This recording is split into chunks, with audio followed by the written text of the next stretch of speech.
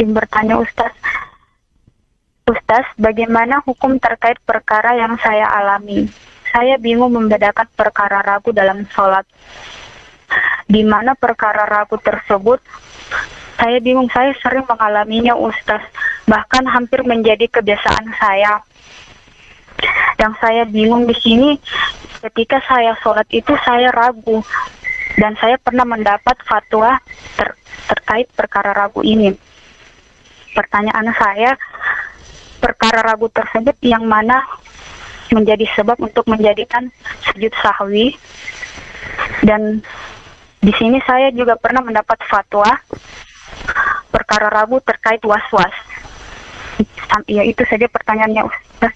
Baik, pertanyaan jelas ya. Jazakumullah khairan. Assalamualaikum warahmatullahi wabarakatuh. Waalaikumsalam. Assalamualaikum warahmatullahi wabarakatuh. Jadi pertanyaan yang ditanyakan sering ragu di dalam sholat. Misalnya ragu, kayaknya yang dimaksud ragu di dalam apa dia sudah dua rakaat atau belum, apa dia sudah sujud, sudah duduk tasyahud pertama atau belum. Kalau dia sholat maghrib ini sudah 3 rakaat atau belum. Kalau dia sholat asar ini 4 rakaat atau 3 rakaat. Itu bentuk-bentuk keraguan. Pertama, seorang itu jangan mendidik dirinya untuk mengikuti was-was dan keraguan pada hal-hal yang di dalam syariat sudah ada ketentuan jelas. Jangan dia ragu-ragu di situ, dan jangan dia ikuti bisikan-bisikan meragukan. Dia tinggalkan, sebab itu kadang menjadi penyakit, membuat dia menjadi terbiasa. Kemudian yang kedua, kaidah di dalam ragu itu, kalau seseorang misalnya dia sudah tetap di atas sesuatu, tapi dia ragu apakah dia ragu akan sesuatu, maka asalnya dia di atas hal yang dia tetap itu. Keraguan jangan dia menoleh padanya.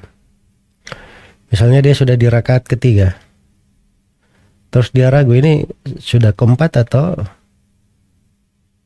masih yang ketiga, maka yang keempat itu dia hilangkan saja. Dia bangun di atas rakaat yang ketiga, terus dia tambah yang keempat. Nanti dia sujud sahwi. Dia sujud sahwi sebelum salam. Iya. Dengan sujud sahwinya itu mengusir syaitan. Itu membuat syaitan terhinakan. Dan sujud sahwi itu sebenarnya obat untuk mengusir syaitan supaya dia juga tidak diganggu lagi di masa mendatang. Sambil keraguan itu harus dia hadapi dengan benar-benar. Ketika dia masuk ke dalam sholat, dia harus memikirkan bagaimana dia sholat itu jangan sampai ada keraguan lagi di masa mendatang, yang mengharuskan dia fokus di dalam sholatnya sungguh-sungguh pada bacaannya, rakaat-rakaatnya, dan semisal dengan itu. Iya. Jadi itu hal yang saya bisa jawab ya secara umum. Terkait bagaimana jenis keraguan, saya nggak tahu juga apa bentuk keraguan yang dialami oleh penanya. Sebab hukum di dalam keraguan itu banyak bentuk. Semoga Allah memberi taufik pada semuanya.